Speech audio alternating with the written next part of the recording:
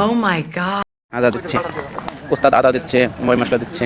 কত কথা বলে রে। হ্যাঁ, চালিয়ে যান, চালিয়ে যান। আমি মর্গান কসাই। হ্যাঁ, হাই গাইস, আপনারা দেখতেছেন আমার ছোট ভাই এখানে খুব মজা করে রান্নাটা করতেছে। ঠিক আছে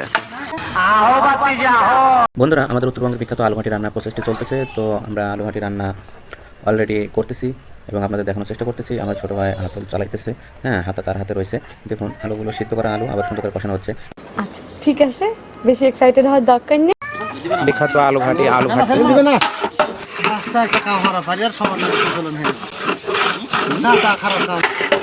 তুমি কথা বেশি বলো, কথা বেশি বলার লোক আমার পছন্দ না। আসসালামু আলাইকুম সম্মানিত ভ্রমণপ্রিয় ভাই বোনেরা, আপনারা এতক্ষণ দেখলেন উত্তরবঙ্গের বিখ্যাত আলুঘাটি কীভাবে রান্না করা হয়। তো আলুঘাটি রান্না করা হচ্ছিল সামাজিক অনুষ্ঠানে, এটা প্রচলিত। এটা সবসময় সামাজিক অনুষ্ঠানে আলুঘাটি রাখা হয়। আলুঘাটি থাকে, মুড়িঘণ্ট থাকে, এগুলো থাকে। তো যাই হোক, ভিডিওটি আর লম্বা করবো না, আজ এই পর্যন্তই। আপনারা যারা আলুঘাটি কখনো খান নাই, কমেন্ট বক্সে জানাবেন। এই কারিশমার কারণেই তুমি বেঁচে আছো।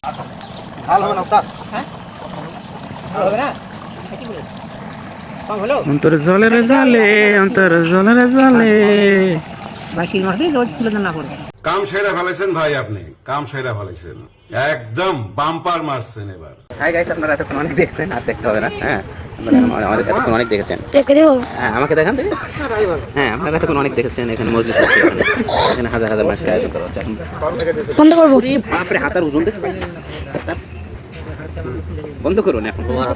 বন্ধ করো? হ্যাঁ, প্রিয় দর্শক, এতক্ষণ আপনাদেরকে দেখানোর চেষ্টা করেছি গ্রামীণ ঐতিহ্য, গ্রামের যে সব ঐতিহ্যগুলো রয়েছে, এগুলো আপনাদেরকে দেখানোর চেষ্টা করেছি। গ্রামে আমরা বিভিন্ন সামাজিক অনুষ্ঠানে এভাবেই ঠিক আয়োজন করে থাকি, খাবার দাবার আয়োজন করি, অনুষ্ঠান এন্টারটেনমেন্ট এভাবে করা হয়। আর শীতের সকালে একটু রোদেলা ভাব, রোদের মাঝে আমরা বসে বসে রান্নাবাড়ি করতেছি।